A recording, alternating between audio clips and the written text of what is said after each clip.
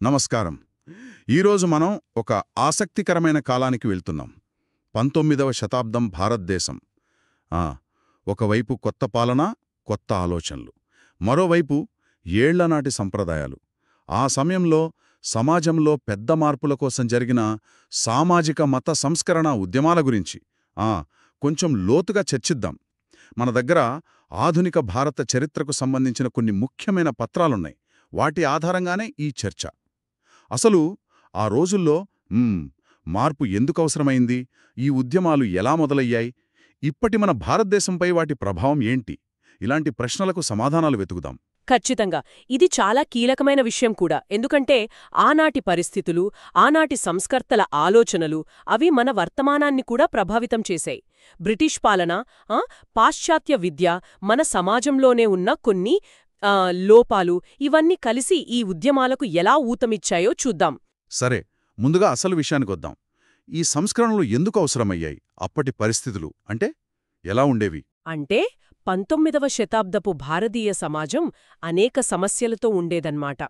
మత విశ్వాసాలు బలంగానే ఉన్నాయి. కానీ వాటితో పాటు మూఢనమ్మకాలు, అర్థంలేని ఆచారాలు పెరిగిపోయాయి. పురోహితుల ఆధిపత్యం చాలా ఎక్కువగా ఉండేది. అవును, మతం పేరుతో అధికారం చెలాయించడం లాంటివి. అవును, సరిగ్గా అదే. విగ్రహారాధన, బహుదేవతారాధన ఇవి సర్వసాధారణం. ఇక సామాజిక సమస్యల విషయానికి వస్తే, ముఖ్యంగా స్త్రీల పరిస్థితి, తర్వాత కుల వ్యవస్థ, ఇవి రెండూ చాలా తీవ్రంగా ఉండేవి కదా. అవునవును. స్త్రీల పరిస్థితి అయితే చెప్పడానికి కూడా కష్టంగా ఉంటుంది. ఆడపిల్ల పుడితే చంపేయడం కొన్ని చోట్ల, చిన్న వయసులోనే పెళ్లిళ్ళు అంటే బాల్య వివాహాలు, బహుభార్యత్వం కూడా. ముఖ్యంగా బెంగాల్లోని కులీనుల్లో ఇది మరీ ఎక్కువ. సతీ సహగమనం గురించి కూడా వింటాం కదా. అది అత్యంత అమానవీయం. భర్త చనిపోతే భార్య కూడా ఆయన చితిలోనే పడి చనిపోవాలి. ఇది అన్ని చోట్ల లేకపోయినా కొన్ని ప్రాంతాల్లో, ముఖ్యంగా కొన్ని ఉన్నత కులాల్లో ఉండేది. ఇక వితంతువుల పరిస్థితి అయితే ఊహించుకుంటేనే భయం వేస్తుంది. నిజమే. వాళ్లకు మళ్లీ పెళ్లి చేసుకునే హక్కులేదు, ఆస్తి హక్కులేదు. చాలాసార్లు ఇంట్లో వాళ్లే వాళ్లను సరిగా చూసేవారు కాదు. విద్య గురించైతే ఆలోచించే పరిస్థితే లేదు. హిందూ మహిళలే కాదు, ముస్లిం మహిళలు కూడా పర్దా పద్ధతి, విద్య లేకపోవడం, విడాకులు, వారసత్వ హక్కుల్లో అన్యాయం ఇలాంటివి ఎదుర్కొన్నారు. మరి కుల వ్యవస్థ, దాని ప్రభావం ఎంత తీవ్రంగా ఉంది? కులమనేది సమాజాన్ని నిలువునా చీల్చేసింది. పుట్టుకే ఆధారం. అంటరానితనం అనేది అతిపెద్ద సమస్య. వాళ్లను మనుషులుగా కూడా చూడని పరిస్థితి. ఊరి బయట ఉండాలి, వాళ్లు తాగే నీళ్లు వేరు, గుడిలోకి రానివ్వరు, కొన్నిచోట్ల వాళ్లు నడిచే దారులు కూడా వేరు. ఇది సమాజ అభివృద్ధికి పెద్ద అడ్డంకి అన్నమాట. మరి ఈ పరిస్థితుల్లో మార్పు ఎలా మొదలైంది? బ్రిటిష్ పాలన, పాశ్చాత్య విద్య, వీటి పాత్ర ఏమిటి? బ్రిటిష్ వాళ్ల రాకతో పాటు వాళ్ల సంస్కృతి, విద్య కూడా వచ్చాయి. ముఖ్యంగా హేతువాదం, మానవతావాదం, వ్యక్తి స్వేచ్ఛ ఇలాంటి కొత్త ఆలోచనలు విద్యావంతులైన భారతీయులను బాగా ఆకర్షించాయి. తమ సమాజంలోని లోపాలను, ఈ మూఢాచారాలను వాళ్లు ప్రశ్నించడం మొదలుపెట్టారు. మనమెందుకిలా వెనుకబడి ఉన్నాం, మారాలి అనే తపన పెరిగింది. అంటే ఇంగ్లీష్ చదువులు చదివిన వాళ్లు దీనికి నాయకత్వం వహించారా? ప్రధానంగా అవును. ఆ కొత్త మధ్యతరగతి మేధావి వర్గమే ఈ సంస్కరణ ఉద్యమాలకు ఊపిరిపోసింది. తమ సంప్రదాయాలను కూడా హేతువుతో, తర్కంతో చూడటం మొదలుపెట్టారు. ఈ సంస్కరణలో వెనుక ఉన్న ముఖ్యమైన ఆలోచనలేంటి? హేతువాదం అన్నారు కదా. అవును, హేతువాదం ఒకటి. అంటే దేన్నైనా గుడ్డిగా నమ్మకుండా ఎందుకు, ఏమిటి అని ప్రశ్నించడం. రాజా రామ్మోహన్ రాయ్ లాంటి వాళ్లు వేదాలను, ఉపనిషత్తులను కూడా తర్కంతో పరిశీలించి వాటిలోని మంచిని, ఏకేశ్వరోపాసనవ సమర్థించారు. పాతది కదా అని గొప్పది కాదు, అది ఇప్పటికీ ఉపయోగపడుతుందా లేదా అని చూడాలన్నారు. తర్వాత మానవతావాదం. అంటే దేవుడు, పరలోకం కంటే ఈ లోకంలో మనిషి జీవితం, అతని గౌరవం, అతని సుఖం ముఖ్యమనే దృష్టి. మనిషిని మనిషిగా చూడాలి, సమానత్వం ఉండాలి అనే భావనలకు ప్రాధాన్యత పెరిగింది. మరి ఈ ఉద్యమాలన్నీ ఒకే రకంగా సాగాయా, లేక వేర్వేరు పద్ధతులు, ఆలోచనలు ఉన్నాయా? లేదు, ప్రధానంగా 2 రకాల ధోరణులు కనిపిస్తాయి. ఒకటి సంస్కరణవాదం, అంటే రీఫార్మిస్ట్ అంటాం కదే. వీళ్లు పాశ్చాత్య ఆలోచనల స్ఫూర్తితో మన మతాన్ని, సమాజాన్ని సంస్కరించాలని, మార్చాలని చూశారు. ఉదాహరణకు బ్రహ్మ సమాజం, ప్రార్థనా సమాజం, అలీఘర్ ఉద్యమం లాంటివి. రెండోది పునరుద్ధరణవాదం, రివైవలిస్ట్ అన్నమాట. వీళ్లు పాశ్చాత్య ప్రభావానికి వ్యతిరేకంగా మన ప్రాచీన గ్రంథాలు, సంప్రదాయాల్లోనే అసలైన గొప్పతనం ఉందని, ఆ స్వచ్ఛమైన రూపానికి తిరిగి వెళ్లాలని భావించారు. ఆర్య సమాజం, దేవబంధుద్యమం ఈ కోవలోకి వస్తాయి. అయితే ఈ విభజన అంత ఖచ్చితంగా ఉండకపోవచ్చు కదా? కదా, అవును. అంత స్పష్టమైన గీత గీయలేం. కొన్నిసార్లు సంస్కరణవాదులు కూడా పాత గ్రంథాలను ఉదహరించారు, పునరుద్ధరణవాదులు కూడా కొన్ని ఆధునిక వార్పులను ఒప్పుకున్నారు. కాని ప్రధానంగా ఈ రెండు ధోరణులు కనిపించాయి. సరే, ఇప్పుడు కొంచెం నిర్దిష్టంగా చూద్దాం. ముఖ్యంగా మహిళల అభ్యున్నతి కోసం, కుల వ్యవస్థ నిర్మూలన కోసం జరిగిన ప్రయత్నాలు.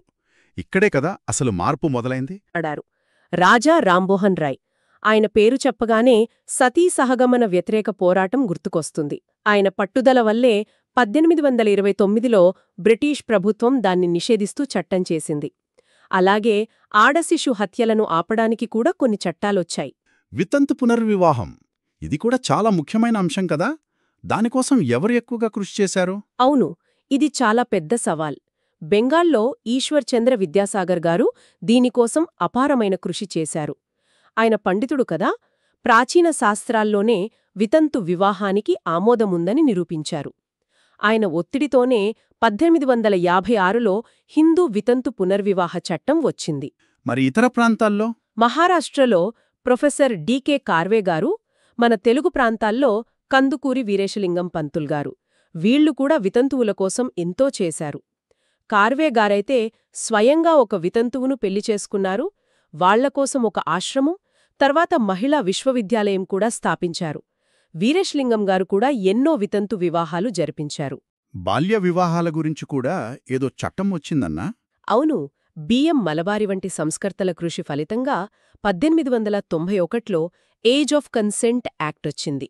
అమ్మాయిలకు పెళ్లి వయసు కనీసం 10 ఏళ్లుండాలని.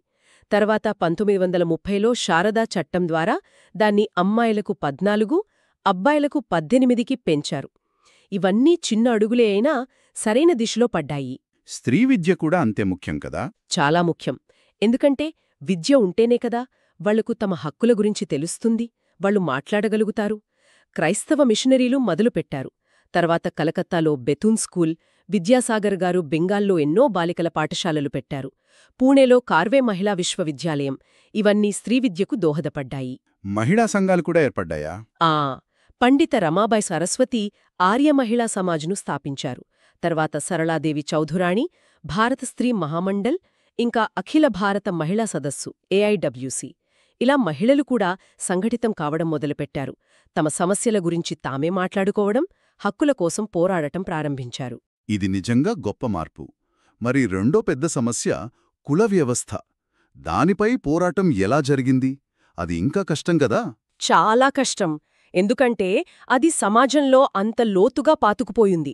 అయినా సంస్కర్తలందరూ దాన్ని తీవ్రంగా వ్యతిరేకించారు. కొన్ని విషయాల్లో బ్రిటిష్ పాలన కూడా పరోక్షంగా సహాయపడింది. అంటే చట్టం ముందు అందరూ సమానమే అనడం, రైళ్లు, బస్సుల్లో అందరూ కలిసి ప్రయాణించడం, కొత్త ఉద్యోగ అవకాశాలు రావడం, వీటి వల్ల కుల కట్టుబాట్లు కొంచెం సడలాయి. తర్వాత జాతీయోద్యమం కూడా దీనికి ఊతమిచ్చింది. స్వేచ్ఛ, సమానత్వం అనేవి కేవలం బ్రిటిష్ వాళ్లనుంచి కాదు, మన సమాజంలో కూడా కావాలి కదా. గాంధీజీ అంటరానితనాన్ని ఒక పాపంగా పరిగణించారు. వాళ్లను హరిజనులు అంటే దేవుని బిడ్డలు అని పిలిచారు. వాళ్ల ఆలయ ప్రవేశానికి, సమాన హక్కులకు చాలా కృషి చేశారు. హరిజన సేవక్ సంఘ్ను కూడా స్థాపించారు. డాక్టర్ అంబేడ్కర్ పాత్ర గురించి చెప్పండి. ఆయన పోరాటం చాలా ప్రత్యేకం కదా? నిస్సందేహంగా అంబేడ్కర్ గారు ఆ అణచివేతను స్వయంగా అనుభవించారు. కాబట్టి ఆయన పోరాటం చాలా తీవ్రంగా, సూటిగా ఉంది. ఆయన కేవలం సంస్కరణలతో సరిపెట్టలేదు, కుల నిర్మూలనే లక్ష్యంగా పెట్టుకున్నారు. 1927లో మహారాష్ట్రలో మహద్ చెరువు నీటిని తాగే హక్కు కోసం సత్యాగ్రహం చేశారు. బహిష్కృత హితకారిణి సభ, all India scheduled caste federation వంటి సంస్థల ద్వారా దళితుల రాజకీయ, సామాజిక హక్కుల కోసం చివరి వరకు పోరాడారు. దేశంలోని ఇతర ప్రాంతాల్లో కూడా ఇలాంటి ఉద్యమాలొచ్చాయా? వచ్చాయి. మహారాష్ట్రలో జ్యోతిబా ఫూలే గారు సత్యశోధక్ సమాజ్ 1873 స్థాపించారు. ఇది బ్రాహ్మణేతర ఉద్యమానికి నాంది పలికింది. ఆయన భార్య సావిత్రిబాయి ఫూలే ఇద్దరూ కలిసి దిగువ కులాల వారికి, మహిళలకు విద్య అందించడానికి ఎంతగానో కృషి చేశారు. కేరళ, తమిళనాడులో కూడా అవును. కేరళలో శ్రీనారాయణ గురుగారు ఈడవ కులం వారి అభ్యున్నతి కోసం పోరాడారు. ఒకే కులం, ఒకే మతం, ఒకే దేవుడు అనేది ఆయన నినాదం. ఎస్ఎన్డిపి ఉద్యమం ద్వారా ఆలయ ప్రవేశం, విద్య వంటి హక్కుల కోసం పనిచేశారు. తమిళనాడులో ఈవి రామస్వామి నాయకర్ అంటే పెరియార్ ఆత్మగౌరవ ఉద్యమం నడిపారు. బ్రాహ్మణ ఆధిపత్యాన్ని, మూఢనమ్మకాలను, కుల వ్యవస్థను తీవ్రంగా విమర్శించారు. కేరళలో వైకోం సత్యాగ్రహం, గురువాయూర్ సత్యాగ్రహం ఇవి ఆలయ ప్రవేశ హక్కుల కోసం జరిగిన చారిత్రక పోరాటాలు. ఓ, అంటే దాదాపు దేశవ్యాప్తంగా ఈ అసమానతలపై ఏదో ఒక రూపంలో పోరాటం జరిగిందన్నమాట. సరే, కొన్ని ముఖ్యమైన ఉద్యమాలు, వాటి నాయకుల గురించి కొంచెం క్లుప్తంగా తెలుసుకుందామా? బ్రహ్మ సమాజం గురించి ముందే అనుకున్నాం. రాజా రామ్మోహన్ రాయ్ తర్వాత ఎవరు నడిపారు? ఆయన తర్వాత దేబేంద్రనాథ్ ఠాగూర్, ఆ తర్వాత కేశబ్ చంద్రసేన్ నాయకత్వం వహించారు. అయితే కేశబ్ చంద్రసేన్ కాలంలో కొన్ని అభిప్రాయ భేదాల వల్ల సమాజంలో చీలిక వచ్చింది. ఆయన ఆలోచనలు కొంచెం ఎక్కువ రాడికల్గా ఉన్నాయని కొందరన్నారు. అలా సాధారణ బ్రహ్మ సమాజం అని వేరేగా ఏర్పడింది. మరి బొంబాయిలోని ప్రార్థనా సమాజం, దీని ప్రత్యేకత ఏమిటి? ఇది 1867లో ఏర్పడింది. కేశవ్ చంద్రసేన్ స్ఫూర్తితోనే ఆత్మారాం పాండురంగ్ స్థాపించారు. మహాదేవ గోవింద రానడే, ఆర్జీ భండార్కర్ వంటి మేధావులు ఇందులో కీలక పాత్ర పోషించారు. వీళ్లు బ్రహ్మ సమాజంలా కాకుండా మతపరమైన సిద్ధాంతాల చర్చ కన్నా సామాజిక సంస్కరణలపైనే ఎక్కువ దృష్టి పెట్టారు. కుల నిర్మూలన, స్త్రీ విద్య, వితంతు వివాహం ఇలాంటి వాటిపై పనిచేశారు. ఆర్య సమాజం గురించి కూడా చెప్పండి. వేదాలకు తరలండి అన్నారు కదా. అవును. స్వామి దయానంద సరస్వతి, ఆయన అసలు పేరు మూలశంకర్, 1875లో దీన్ని స్థాపించారు. ఇది ఒక రకంగా పునరుద్ధరణవాద ఉద్యమం. ఆయన దృష్టిలో వేదాలే అసలైన స్వచ్ఛమైన జ్ఞానం. తర్వాత వచ్చిన పురాణాలు, విగ్రహారాధన, పూజారుల ఆధిపత్యం ఇవన్నీ సరికాదన్నారు. కుల వ్యవస్థను, అంటరానితనాన్ని, బాల్య వివాహాలను గట్టిగా వ్యతిరేకించారు. వితంతు వివాహాలను, స్త్రీ విద్యను ప్రోత్సహించారు. శుద్ధి ఉద్యమం అని కూడా ఒకటి చేపట్టారు కదా. అవును. ఇతర మతాల్లోకి మారిన హిందువులను తిరిగి హిందూ మతంలోకి తీసుకురావడానికి ఈ శుద్ధి కార్యక్రమాన్ని చేపట్టారు. ఆర్య సమాజం విద్యారంగంలో కూడా చాలా కృషి చేసింది. ఈ డిఏవి దయానంద ఆంగ్లో వేదిక్ స్కూళ్ళు, కాలేజీలు దేశవ్యాప్తంగా స్థాపించారు. తర్వాత స్వామి వివేకానంద, రామకృష్ణ మిషన్, వీరి ప్రభావం కూడా చాలా ఎక్కువ. నిజమే. రామకృష్ణ పరమహంస గొప్ప ఆధ్యాత్మిక గురువు. ఆయన శిష్యుడే స్వామి వివేకానంద. వివేకానంద వేదాంతాన్ని ఆధునిక ప్రపంచానికి అర్థమయ్యేలా హేతుబద్ధంగా చెప్పారు. 1893లో చికాగోలో సర్వమత సమ్మేళనంలో ఆయన చేసిన ప్రసంగం భారతదేశానికి ఎంతో పేరు తెచ్చింది. ఆయన కేవలం ఆధ్యాత్మికతకే పరిమితం కాలేదు. పేదరికం, నిరక్షరాస్యత వంటి సమస్యలపై స్పందించారు. మానవ సేవే మాధవ సేవ అన్నారు. ఆచరణాత్మక వేదాంతానికి పిలుపునిచ్చారు. ఆయన 1897లో స్థాపించిన రామకృష్ణ మిషన్ విద్య, వైద్యం, సహాయ కార్యక్రమాల్లో ఇప్పటికీ పనిచేస్తోంది. ముస్లిం సమాజంలోని సంస్కరణల గురించి కొంచెం వివరంగా చెప్తారా? అలీగర్ ఉద్యమం. సర్సయ్యద్ అహ్మద్ ఖాన్ గారు దీనికి నాయకుడు. ఆయన ఆలోచన ఏంటంటే ముస్లింలు ఆధునిక, పాశ్చాత్య విద్యను నేర్చుకోవాలి, అప్పుడే వాళ్లు అభివృద్ధి చెందుతారు అని. ఇస్లాంకు ఆధునిక విజ్ఞానానికి వైరుధ్యం లేదని చూపించడానికి ప్రయత్నించారు. 1875లో అలీగర్లో మొహమ్మదన్ ఆంగ్లో ఓరియంటల్ కాలేజ్ని స్థాపించారు.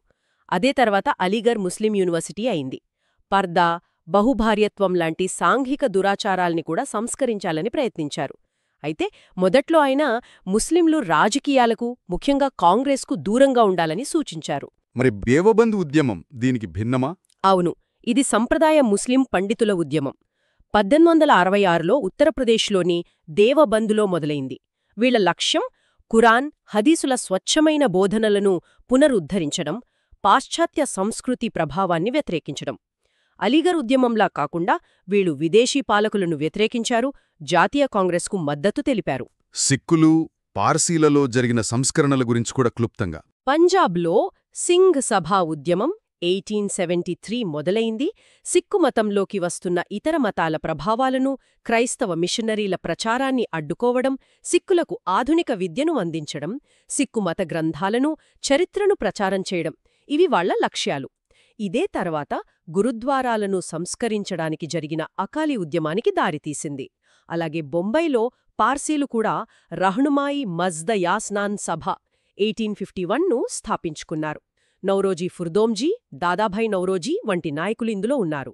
పార్సీ మత ఆచారాలను సంస్కరించడం, ముఖ్యంగా మహిళల స్థితిని మెరుగుపరచడం, వాళ్లకు విద్య అందించడంపై విరుదృష్టి పెట్టారు. అబ్బా!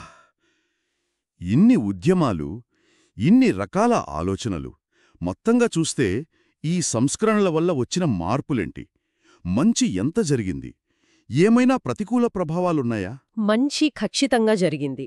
ఈ ఉద్యమాలు వ్యక్తి స్వేచ్ఛ, హేతువాదం, మానవతావాదం వంటి ఆధునిక విలువలు వ్యాప్తి చెందడానికి చాలా దోహదపడ్డాయి. సమాజంలో పాతుకుపోయిన సతీ సహగమనం, బాల్య వివాహాలు, అంటరానితనం వంటి దురాచారాలపై గట్టిగా పోరాడాయి. చట్టాలు మారడానికి కారణమయ్యాయి. మహిళల విషయంలో కూడా మార్పు వచ్చింది కదా? అవును. మహిళల విద్య, వాళ్ల హక్కుల గురించి చర్చ మొదలైంది. వాళ్ల పరిస్థితి మెరుగుపడటానికి పునాది పడింది. భారతదేశం తన సంకుచితత్వం నుంచి బయటపడి ప్రపంచంతో సంభాషించడానికి ఇవి ఒక మార్గం చూపించాయి. ఒక రకంగా ఆధునిక భారతదేశమనే భావనకు ఇవి బీజాలు వేశాయి. జాతీయతా భావాలు పెరగడానికి కూడా ఇవి కొంతవరకు దోహదపడ్డాయి. అయితే అన్నీ మంచి ఫలితాలేనా? ఏమైనా సమస్యలు లేదా పరిమితులు కూడా ఉన్నాయంటారా? ఉన్నాయి. కొన్ని పరిమితులు, విమర్శలు కూడా ఉన్నాయి. ముఖ్యంగా ఈ ఉద్యమాలు ఎక్కువగా పట్టణ ప్రాంతాలకే, అందులోనూ విద్యావంతులు, ఉన్నత మధ్యతరగతి వర్గాలకే పరిమితమయ్యాయి. గ్రామీణ ప్రజలపై, రైతాంగంపై వీటి ప్రభావం చాలా తక్కువ అని చెప్పాలి. వాళ్ల జీవితాల్లో పెద్దగా మార్పు రాలేదు. ఇది ముఖ్యమైన విషయం. ఇంకా ఇంకో విమర్శ ఏంటంటే, కొన్ని ఉద్యమాలు మతం, తత్వశాస్త్రం, గతం గురించి ఎక్కువగా ఆలోచించాయి తప్ప వర్తమానంలోని భౌతిక సంస్కృతి అంటే కళలు, వాస్తుశిల్పం, సైన్స్, టెక్నాలజీ వంటి వాటిని కొంత విస్మరించాయి అనే వాదన ఉంది. ఇంకా కొంచెం సున్నితమైన విషయమేమిటంటే, ఈ క్రమంలో కొంతమంది చరిత్రను, సంస్కృతిని మతాల వారీగా చూడటం మొదలుపెట్టారు. అంటే హిందూ చరిత్ర, ముస్లిం చరిత్ర అని వేరుచేసి తమ ప్రాచీన చరిత్రే గొప్పది అని చెప్పడం లాంటివి. ఇది మన ఉమ్మడి సంస్కృతి అనే భావనకు కొంచెం ఆటంకం కలిగించింది. కొన్ని ఉద్యమాలు తమ మత గుర్తింపును బలంగా నొక్కి చెప్పడం, కొన్నిసార్లు ఇతర మతాలను విమర్శించడం ఇవి కూడా జరిగాయి. దీనివల్ల భవిష్యత్తులో మత ఘర్షణలకు, మతతత్వ రాజకీయాలకు పరోక్షంగా బీజాలు పడ్డాయేమో అనే విమర్శ కూడా ఉంది. అవును, ఇది సంక్లిష్టమైన విషయమే. సరే, ఈరోజు మనం 19వ శతాబ్దపు భారతదేశంలో జరిగిన ఈ సామాజిక మత సంస్కరణ ఉద్యమాల యొక్క ఒక విస్తృత చిత్రాన్ని చూశాం. ఆనాటి సమాజంలోని లోపాలను సరిదిద్దడానికి, ఆధునికత వైపు నడవడానికి సంస్కర్తలు చేసిన తీవ్రమైన ప్రయత్నాలు, వాళ్ల ఆలోచనలు, వాళ్ల విజయాలు, అలాగే వాళ్ల పరిమితులు, వీటన్నిటినీ మనం చర్చించుకున్నాం. అవును. పాశ్చాత్య ఆలోచనలకు, భారతీయ సంప్రదాయాలకు మధ్య జరిగిన ఒక పెద్ద మేధో మథనం అది. ఆ మథనం నుంచే ఈ ఉద్యమాలు పుట్టాయి. అవి ఎన్నో సానుకూల మార్పులు తెచ్చాయి. కానీ వాటి ప్రభావం అంత తేలికైనది కాదు, చాలా సంక్లిష్టమైనది. ఆనాటి ప్రయత్నాలను, వాటి ఫలితాలను మనం జాగ్రత్తగా అర్థం చేసుకోవాలి. వినేవారికి ఒక ఆలోచన వదిలిపెడదాం. ఈ సంస్కరణ ఉద్యమాలు ఒకవైపు ఆధునీకరణ, జాతీయ చైతన్యం కోసం ప్రయత్నిస్తూనే, మరోవైపు వివిధ మత సమూహాల ప్రత్యేక గుర్తింపులను కూడా బలంగా నొక్కి చెప్పాయి కదా. ఈ ద్వంద్వ స్వభావం భవిష్యత్తులో భారతదేశంలో మతపరమైన రాజకీయాలు, కొన్నిసార్లు విభజనలు పెరగడానికి ఎంతవరకు దోహదపడి ఉండవచ్చు? దీని గురించి ఆలోచించండి. వచ్చే విశ్లేషణలో మళ్ళీ కలుద్దాం. నమస్కారం.